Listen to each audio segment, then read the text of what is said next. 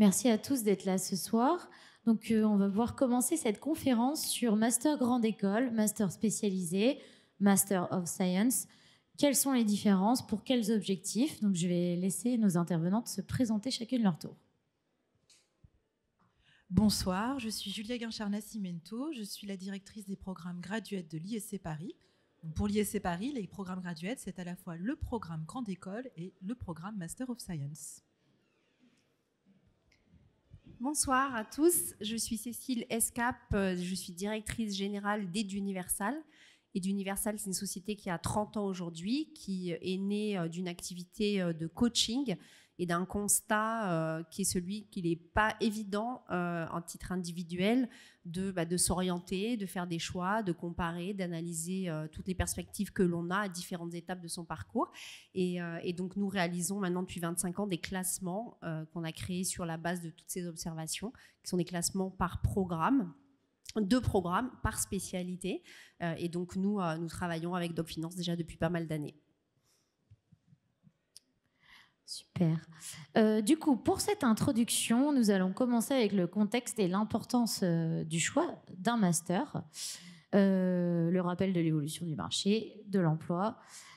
Cécile et Julia, je vous laisse commencer. Alors, je dirais qu'au niveau du contexte, on est dans un marché très concurrentiel pour l'employabilité des jeunes diplômés, quel que soit le domaine de spécialisation qu'ils vont choisir, que ce soit du marketing, des systèmes d'info et de la finance.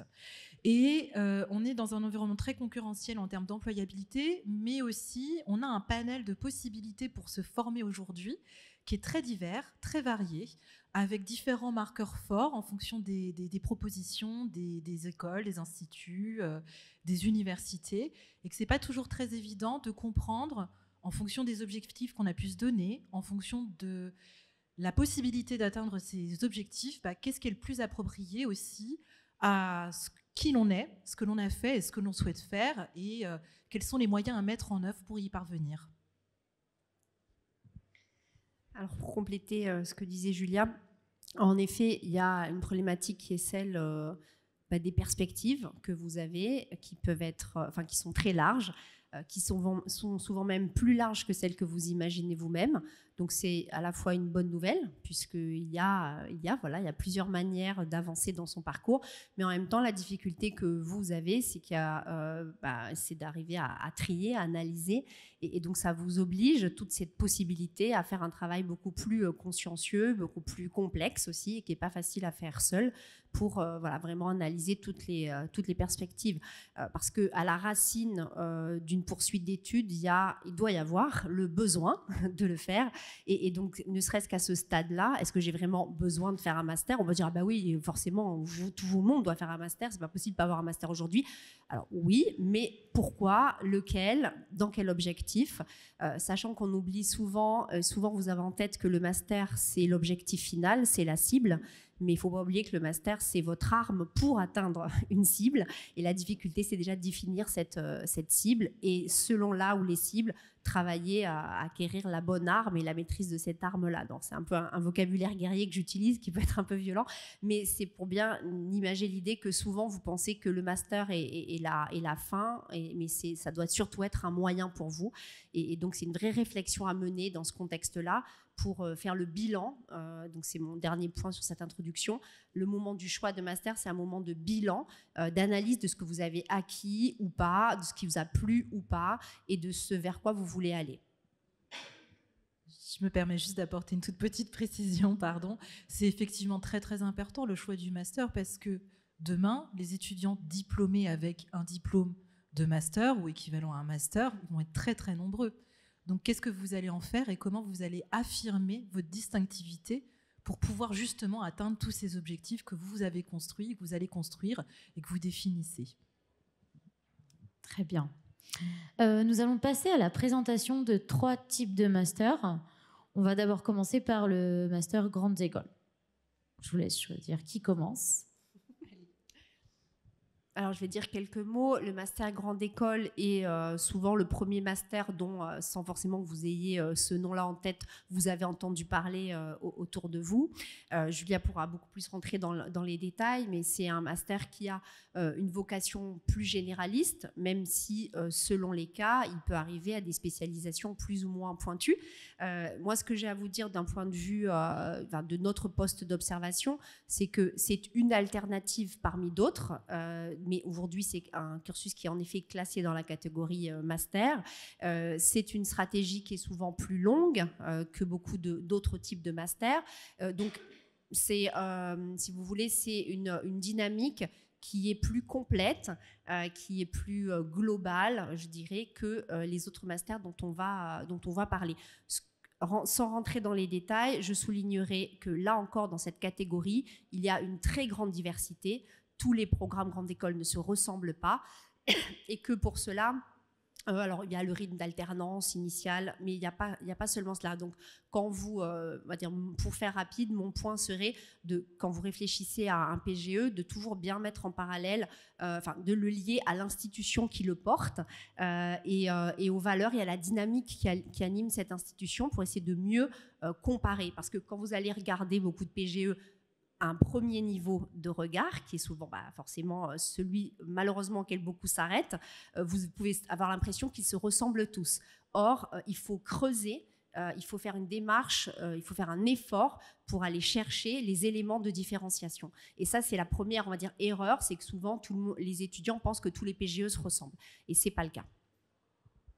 Merci Cécile. Effectivement, il faut creuser. Et puis, il y a quelque chose que tu as dit qui est très, très essentiel, c'est que c'est plus long. Donc, il faut creuser, regarder la distinctivité dans l'offre de formation et se poser la question, ça va être un temps de formation plutôt long, il faut aussi que je choisisse une école dans laquelle je vais me sentir bien pendant cette durée. Et puis l'expérientiel étudiant n'est pas le même quand on intègre un programme grande école versus d'autres types de masters. Parce qu'on va rester plus longtemps, parce qu'on va avoir d'autres possibilités en termes de double diplôme, en termes de mobilité internationale au niveau académique pour l'essentiel.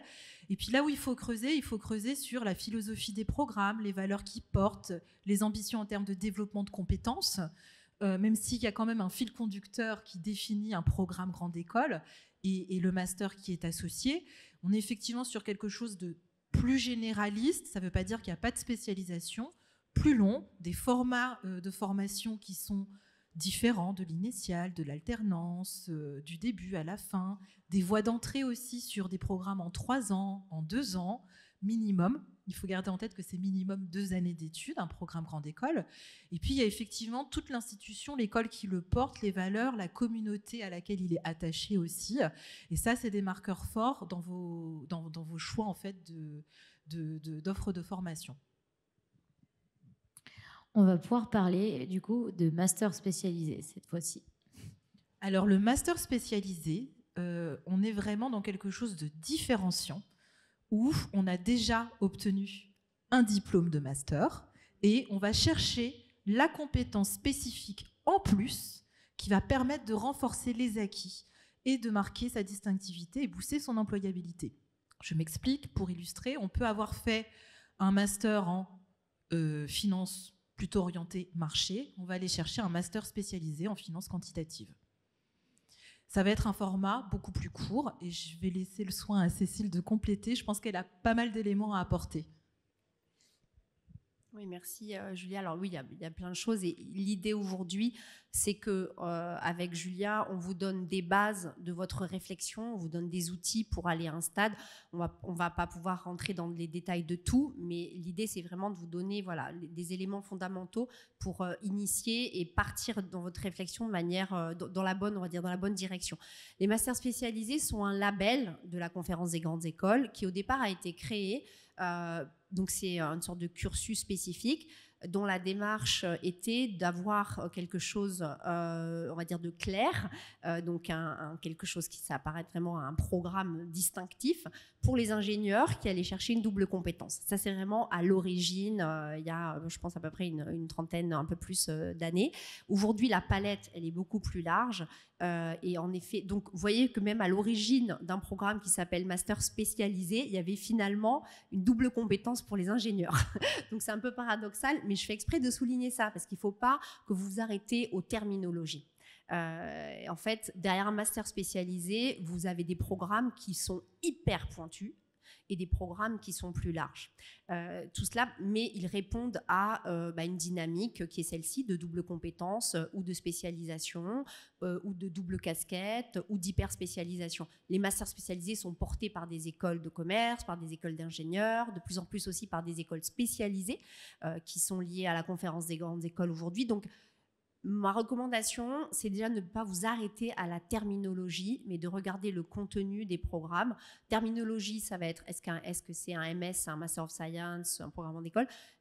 Le nom du programme non plus n'est pas suffisant, il faut creuser, parce que derrière un même intitulé, vous pouvez avoir des réalités très différentes. J'insiste là-dessus parce que je suis depuis 25 ans à un bon poste d'observation pour savoir que il y a beaucoup d'erreurs d'aiguillage à ce stade-là. C'est-à-dire que vous réagissez ou pas à des mots sans creuser et vous dites « Ah, il y a ça derrière, ah ok, je pensais pas, je pensais que c'était pas pour moi ». Et c'est nous, chez Eduniversal, on a créé un outil qui est gratuit, que vous pouvez tester, qui s'appelle Eduniversal Matching et qui vous permet d'aller tester. Par exemple, vous êtes intéressé par la gestion de patrimoine ou vous avez une idée et vous allez regarder votre profil, vous allez pouvoir le tester avec les critères de sélection des programmes en gestion de patrimoine et vous allez voir que vous allez ressortir avec comme résultat des masters spécialisés, des masters of science, différents types de programmes. Donc c'était là-dessus. Sur le master spécialisé, en effet, il y a des critères bien spécifiques de la conférence des grandes écoles qui font que dans la grande partie des cas, il faut que vous ayez déjà un bac+5 pour y accéder, même s'il y a une tolérance. Donc ça, c'est un premier point à connaître. Mais là aussi, il y a, selon les programmes, une différence. Donc la vocation d'un master spécialisé, je vous dis, elle est très vaste et vous en avez dans énormément de domaines. Et ne serait-ce que dans la finance, puisqu'on parle de ça, vous avez certains masters spécialisés qui sont finalement assez globaux, qui vont couvrir plusieurs métiers de la finance et d'autres qui vont être très pointus. Donc, par exemple, vous avez un master spécialisé de finance de l'ESCP qui est là et vous pouvez avoir dans la même institution ou dans d'autres, par exemple sur Toulouse qui est là aussi, des masters spécialisés qui portent sur des domaines beaucoup plus pointus. Donc, regardez en détail les offres de formation. Merci. On va passer du coup au troisième master, les Masters of Science. Alors les Masters of Science, j'enchaîne sur ce que je disais, parce que c'est vraiment un point fort. Ce sont des programmes qui sont développés dans les écoles, principalement, qui sortent de ce cadre-là de master spécialisé, qui ont été développés justement pour avoir une offre qui n'était pas le PGE, qui n'était pas le master spécialisé, mais qui correspond... alors, il y a des règles spécifiques qui en plus varient, mais il y a plus de liberté d'ouverture sur cette spécialité. C'est aussi une terminologie qui est lisible à l'international, parce que c'est une terminologie qui est très utilisée dans les pays anglo-saxons. Mais là, moi, à mon poste d'observation, j'estime que je ne dois surtout pas vous donner de généralité sur le Master of Science parce qu'il n'y a que des spécificités. Effectivement, ça va dépendre de la philosophie, du programme proposé par l'institution. On est en tout cas un marqueur fort, c'est l'internationalisation, c'est sûr. Ce sont des programmes qui vont préparer vraiment à être en mesure d'évoluer et d'être à l'aise dans tout ce qui va être en lien avec la multiculturalité. Au niveau des différents types de missions, etc., tout va dépendre de l'orientation du master spécialisé. C'est aussi un programme généralement beaucoup plus court, il y a moins de temps de formation. Et au niveau des possibilités d'intégration, donc là, il n'y a pas de règles communément admises, mais vous avez la possibilité d'intégrer un Master of Science avec un Bac+3 ou un Bac+4. Il n'y a pas d'exigence minimum de Bac+5. Ça ne veut pas dire que des personnes qui rejoignent un Master of Science ne sont pas déjà titulaires d'un Bac+5, au contraire.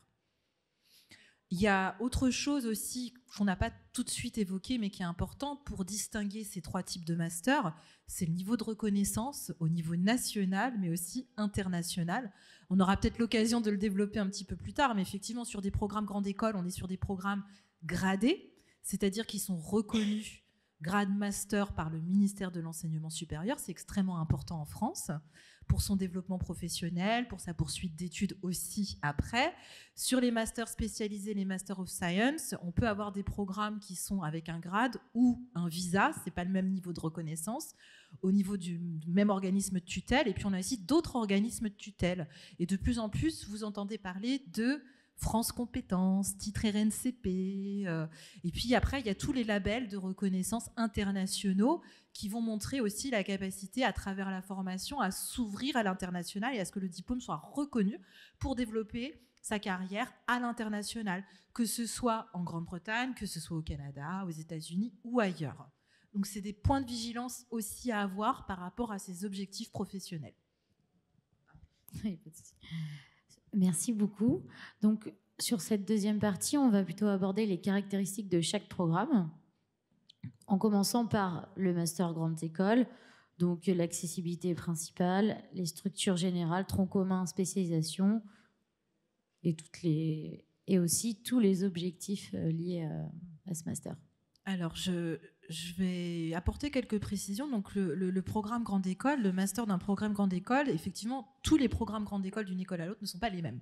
Mais il y a quelque chose qui les lie, néanmoins, c'est le fait qu'on va développer des compétences clés, à la fois théoriques, mais aussi pratiques, parce que c'est essentiel, sur les fonctions de l'organisation, les fonctions de l'entreprise.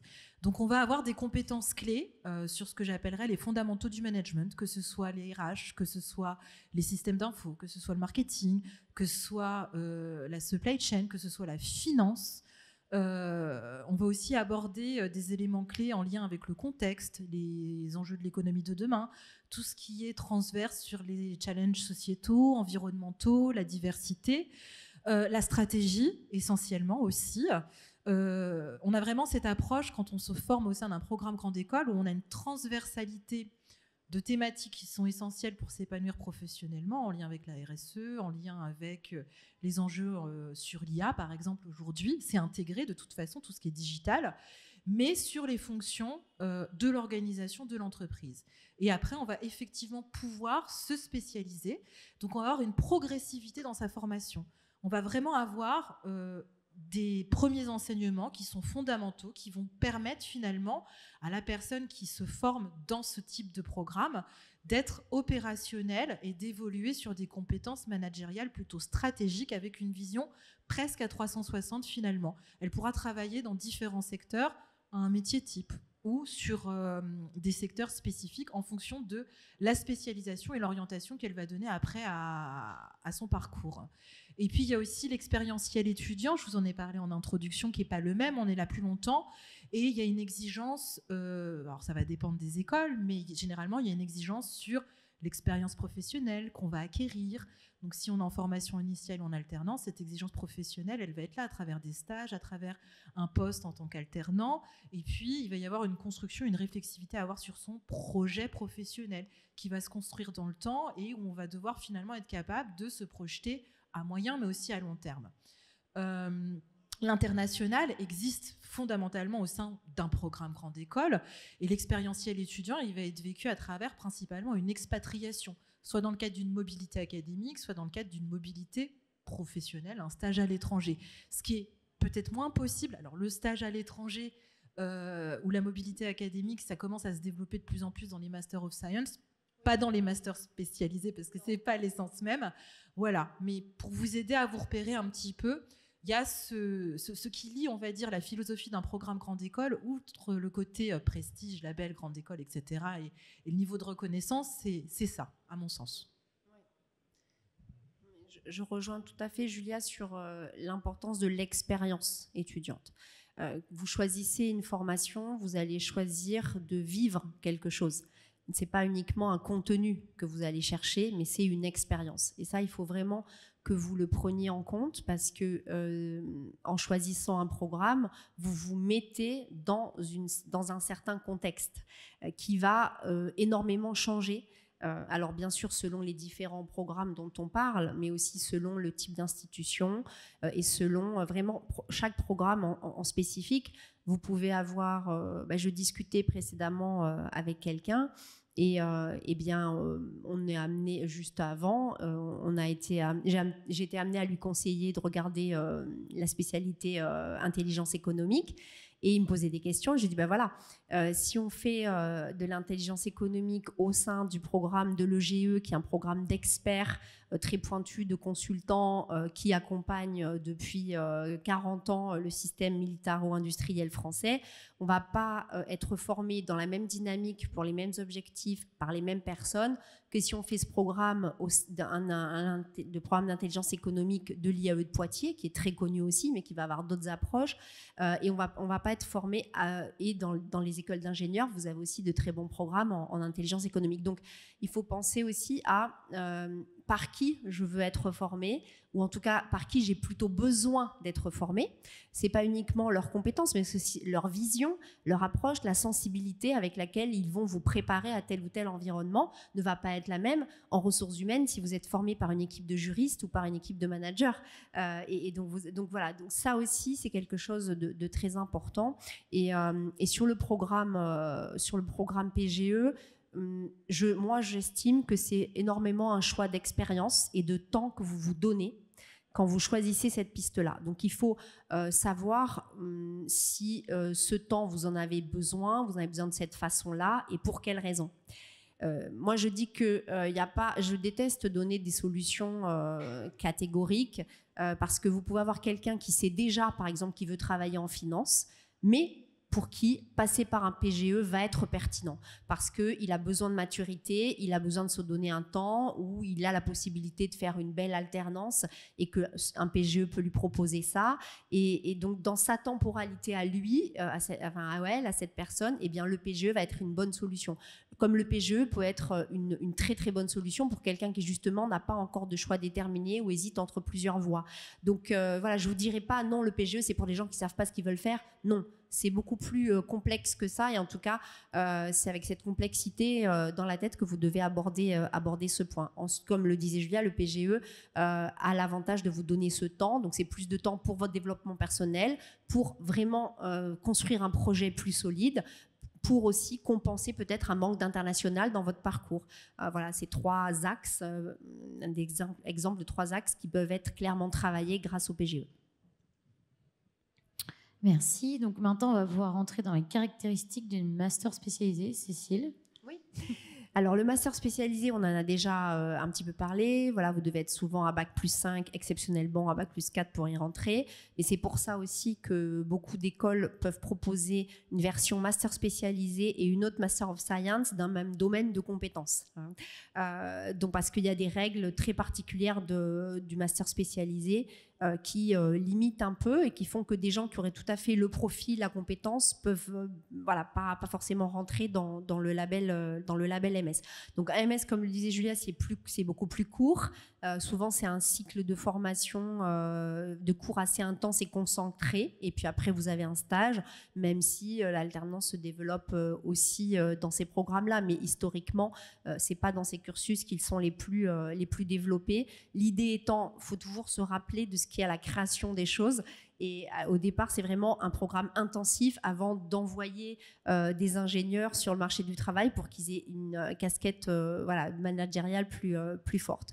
Donc là aussi, dans le master spécialisé, la priorité, c'est de vous former à l'objectif professionnel qui est celui de ce programme. Et donc, l'international passe après, sauf dans certains cas.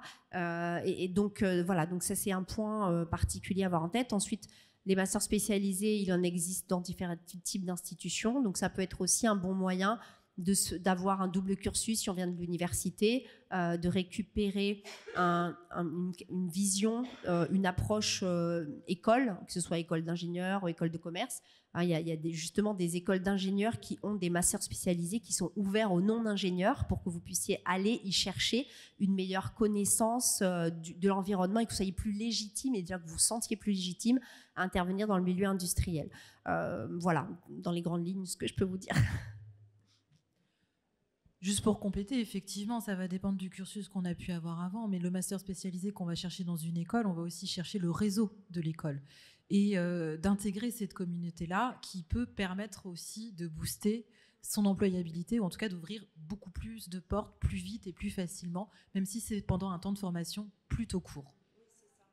Je rajouterais, c'est que y a, sur ces programmes qui sont plus courts, il y a un vecteur d'accélération. C'est-à-dire que la mission, c'est de pouvoir vous aider à atteindre des niveaux de responsabilité ou des types de responsabilité que vous auriez eu plus de mal ou pour lesquels vous auriez eu besoin de beaucoup plus de temps si ça avait été par l'expérience que vous aviez essayé d'aller dans ce type de fonction.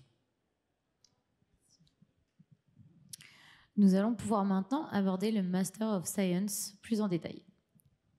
Alors, le Master of Science, un premier mot-clé, l'international. Travailler dans un contexte multiculturel sur des compétences très, on va dire qu'il y a une technicité, une capacité à être opérationnel plus vite qu'au sein d'un programme grande école. On va vraiment cibler tout de suite le secteur, le métier, les compétences clés qui y sont associées, de manière à s'y épanouir tout de suite plus rapidement. Ça veut dire que c'est finalement un schéma de formation qui s'adresse à des personnes qui savent tout de suite ce qu'elles veulent, ou beaucoup plus précisément que d'autres. On va être sur des formats, des temps de formation qui sont plus courts. Généralement, on est sur du 12-18 mois, et de plus en plus, on propose de manière quasi systématique maintenant sur les Master of Science la possibilité de le faire en alternance aussi. Et puis, on a la possibilité de les intégrer avec minimum un bac plus 4. Il y a une possibilité d'intégration à bac plus 3.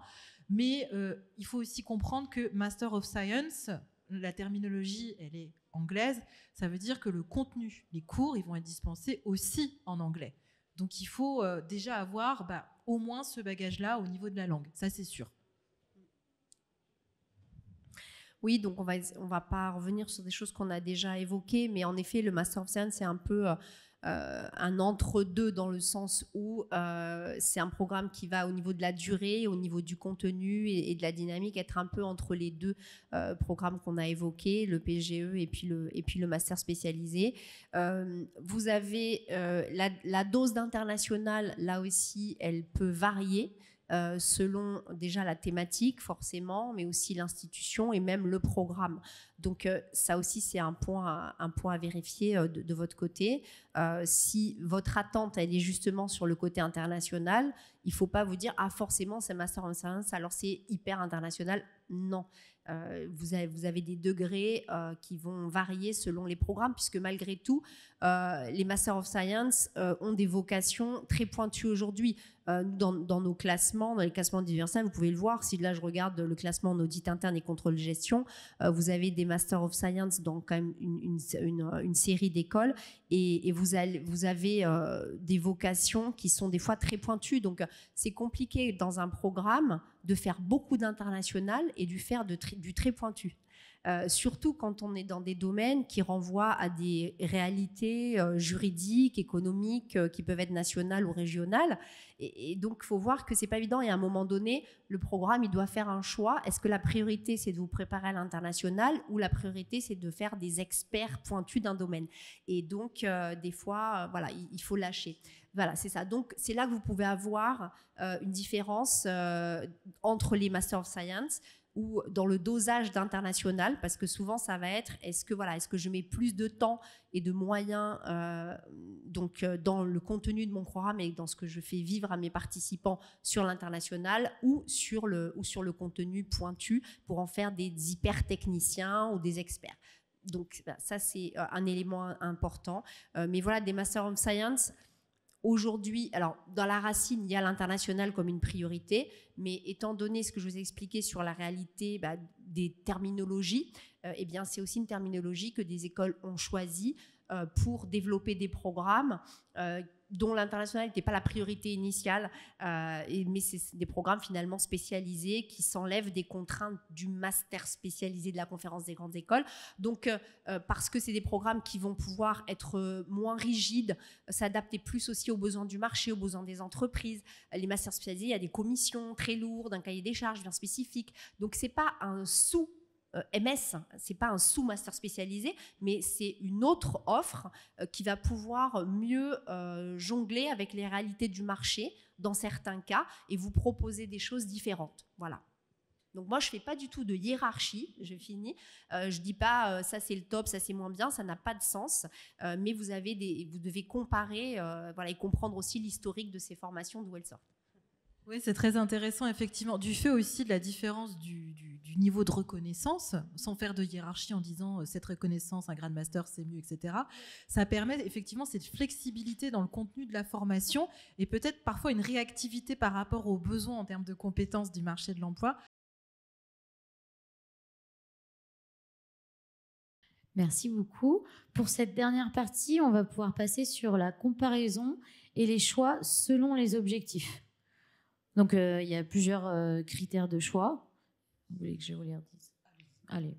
Les plusieurs critères de choix, donc il va y avoir les objectifs professionnels, donc spécialisation vs polyvalence, la carrière que l'on souhaite, l'environnement de travail qui est visé, national, international. Il y aura aussi l'environnement, le type d'études, l'université, l'école, l'alternance. Et pour finir, le budget et la durée de la formation géographique et logistique. Alors, je pense qu'en priorité, il faut parler effectivement des débouchés professionnels.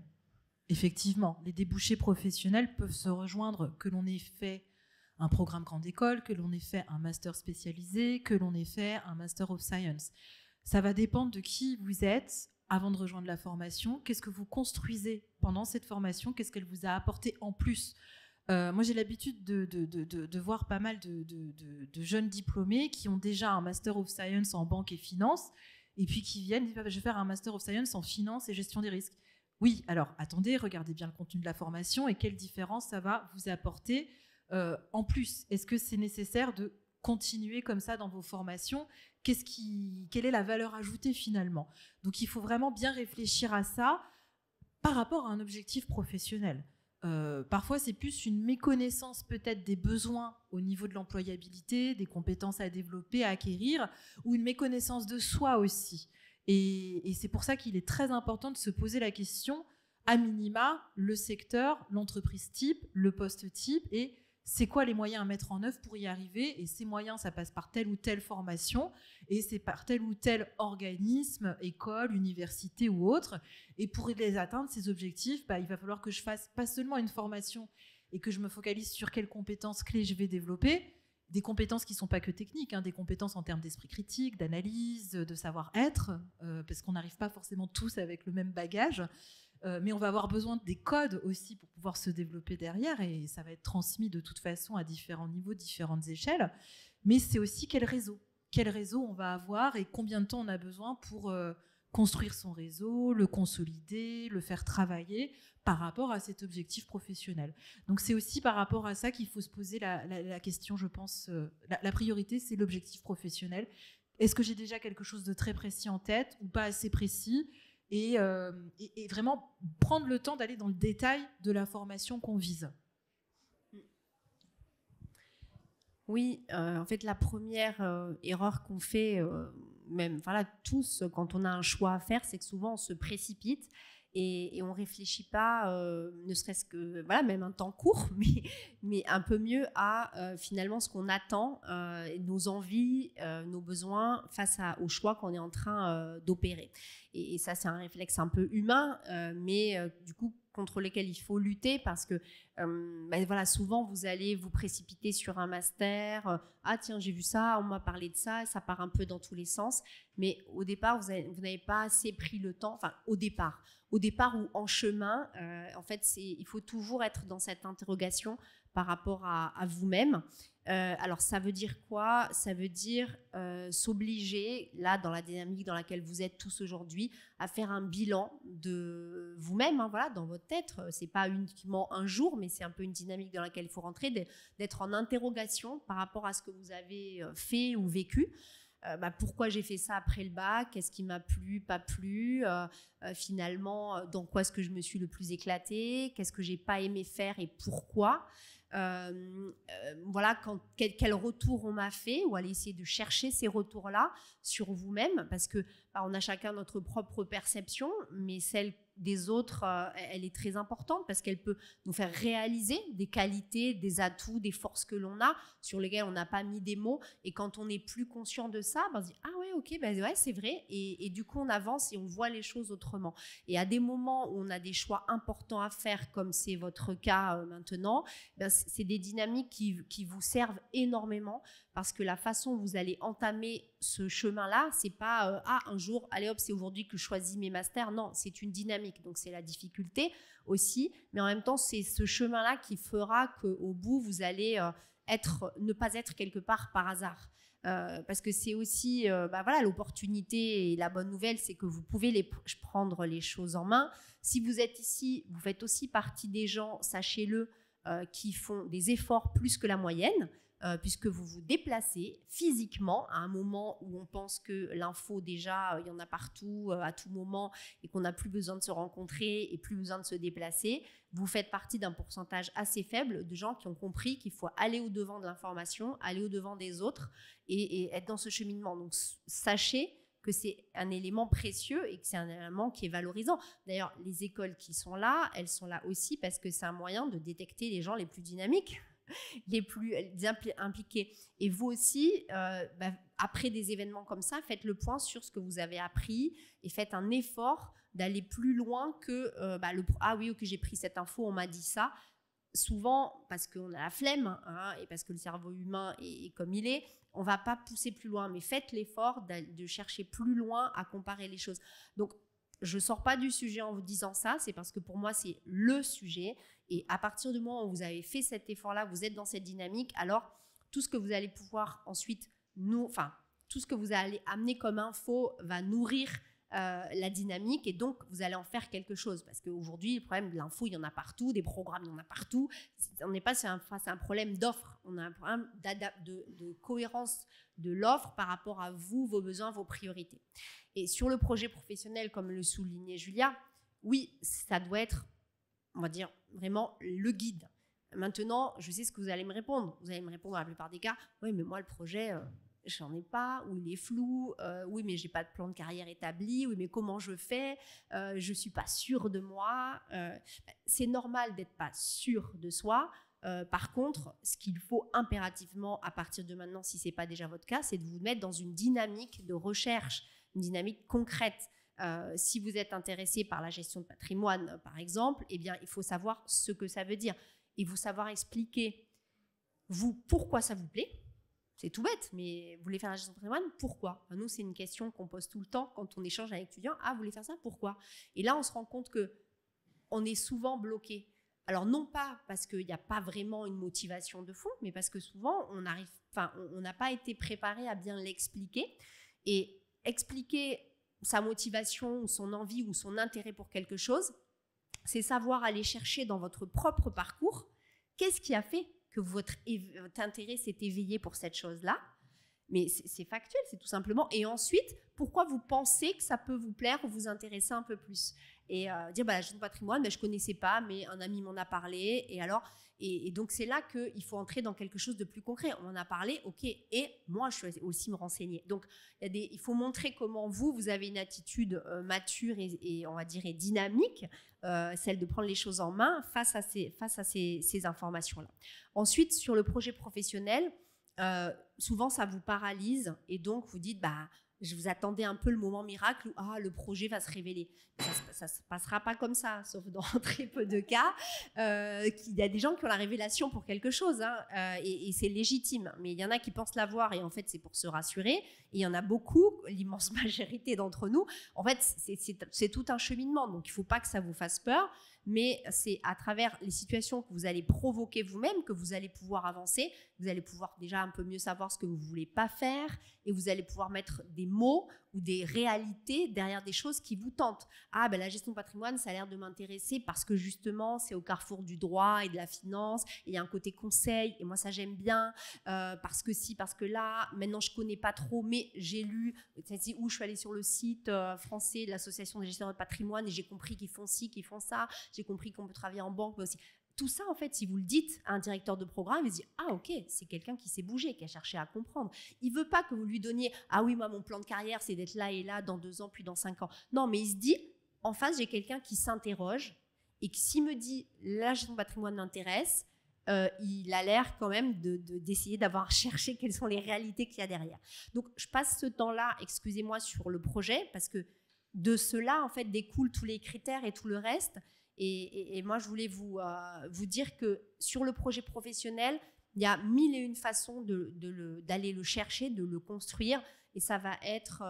et vous avez les clés. Vous avez aujourd'hui, sur les sites DocFinance et tous les sites Carré Evolutis, vous avez des professionnels qui peuvent vous parler, qui vous partagent des expériences. Vous avez de la matière à portée de main qui est une mine, qui est vraiment géniale si vous voulez comprendre les carrières, les parcours des gens. Souvent, c'est une bonne perspective d'arriver à comprendre ce que les gens ont fait. Vous dire, ah, ok, on réagit par rapport à des parcours d'autres, c'est normal. Donc, ces parcours, il faut aller les chercher. Beaucoup de sites vous mettent en contact. Sur des salons professionnels aussi, si vous êtes... intéressé par, je ne sais pas, l'immobilier, bah vous avez des salons d'immobilier, vous pouvez aller sur les stands, parler aux gens, observer quelles sont les sociétés, et là vous allez en une journée de salon gagner énormément de crédibilité, de confiance en vous aussi, et peut-être trouver des contacts qui vont tout déclencher. Donc, mais souvent on n'ose pas, on dit ah mais est-ce que je peux y aller? Oui mais finalement je ne sais pas vraiment si je veux faire ça, alors pourquoi je lui parlerai? Non.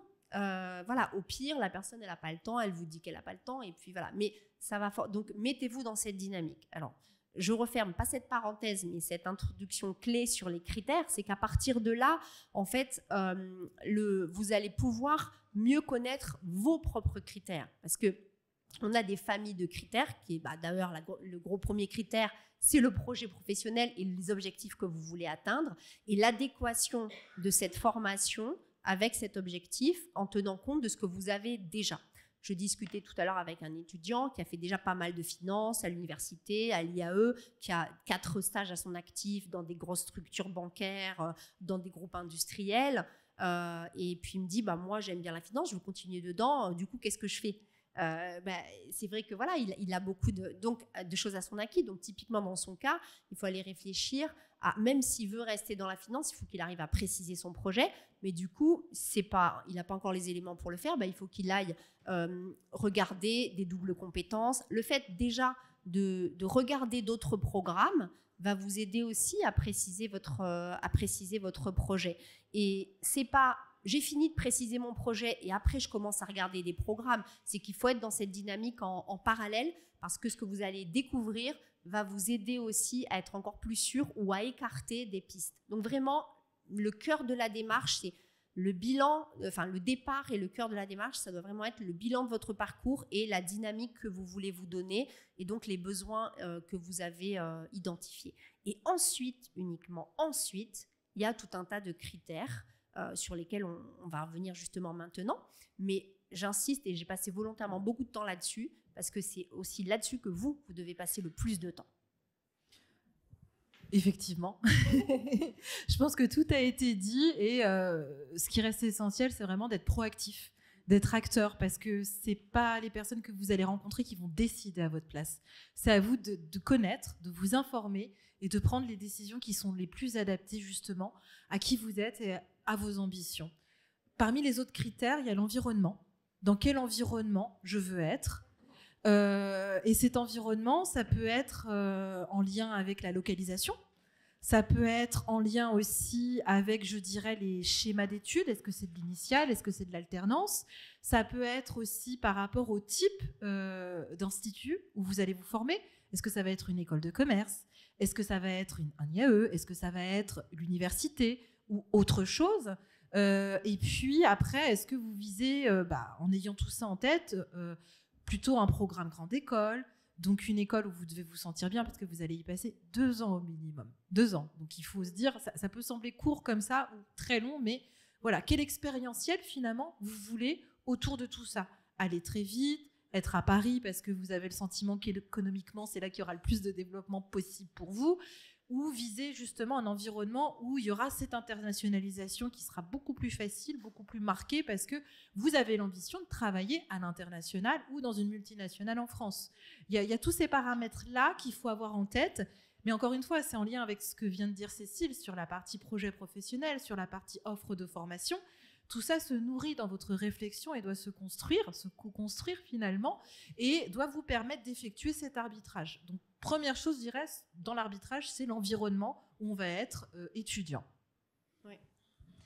Oui, tout à fait. On en a parlé, l'environnement par rapport aux personnes avec lesquelles et par lesquelles vous allez être formé. Je l'ai déjà dit, mais c'est un élément essentiel. Par exemple, si vous savez que vous voulez, si vous avez un cursus scientifique et que vous voulez faire un autre master ou un master parce que vous voulez justement sortir de cette culture-là et surtout ne pas aller travailler dans l'industrie parce que vous voulez autre chose, eh bien, faites attention à ce que votre master ne vous remette pas dans ce contexte-là que justement vous voulez fuir, entre guillemets, ou dont vous voulez vous départir.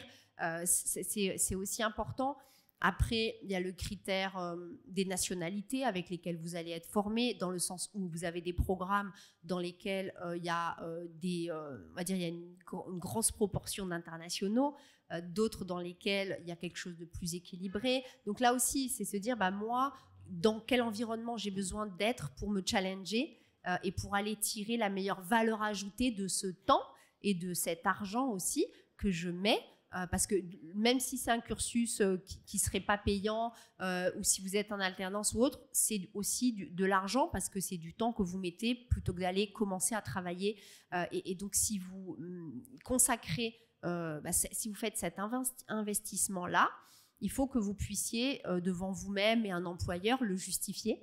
Parce que c'est là aussi que vous êtes crédible et convaincant. Si on dit pourquoi vous avez fait ça, il faut que vous puissiez le mieux possible expliquer ce qui a nourri ce choix et montrer que vous l'avez pas suivi. Donc l'environnement est important parce que finalement à travers une formation, qu'est-ce que vous cherchez ?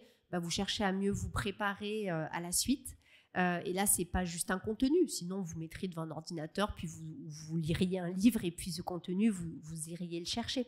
Non, si les formations et si le présentiel et si le Covid nous a rappelé cela et marqué tous, c'est parce que nous sommes humains et que l'expérience de formation, l'expérience d'échange change totalement la façon dont nous allons acquérir et surtout apprendre à exploiter des contenus et donc c'est là en vous disant cela que j'essaie de vous faire comprendre à quel point un contenu prend son sens et sa valeur pour vous dans le vécu qui est associé à ce contenu-là. Et ces critères-là sont fondamentaux. Et mon dernier point là-dessus serait de vous alerter sur l'ordre des critères. Souvent, parce que c'est plus simple, on se laisse... on fait un tri trop catégorique, trop tôt sur des critères qui, à mon sens, n'arrivent que dans un troisième temps, qui sont les critères géographiques ou des critères école-université ou des critères... Non, en fait, donnez-vous les moyens de laisser le plus de temps possible la priorité aux critères que l'on a abordés jusqu'ici, c'est-à-dire vraiment l'environnement de formation, le contenu, la cohérence avec votre projet professionnel, la capacité de tel ou tel programme à le mieux combler ce qui vous manque aujourd'hui dans les connaissances, mais aussi dans l'attitude, dans la dynamique. Voilà, identifiez vos faiblesses et focalisez-vous sur des programmes qui vont justement vous challenger et vont vous permettre vont vous faire sortir de votre zone de confort, en fait. C'est ça l'idée. Donc sur ces critères-là d'environnement, pour moi, c'est surtout des critères qui doivent nourrir votre réflexion sur de quoi est-ce que j'ai besoin en priorité. Et c'est uniquement après, une fois qu'on a identifié les programmes qui matchent le mieux avec ce dont on a besoin, que l'on va faire un tri par rapport aux réalités auxquelles on va faire face. Des réalités, est-ce que je suis pris ou pas ? Des réalités financières, des réalités géographiques, des réalités émotionnelles aussi. Je me sens mieux à l'aise là, ou j'ai une affinité avec telle école pour X raisons. Mais c'est des choses qui doivent arriver plus tard, parce que souvent, vous les placez trop tôt et ça vous fait perdre l'essentiel. J'ai rien à ajouter, c'était parfait. Merci beaucoup. Est-ce qu'il y a des questions dans le public ? Non, je pense que vous avez été très clair. Merci beaucoup à tout le monde. Merci. Et je vous souhaite une bonne soirée.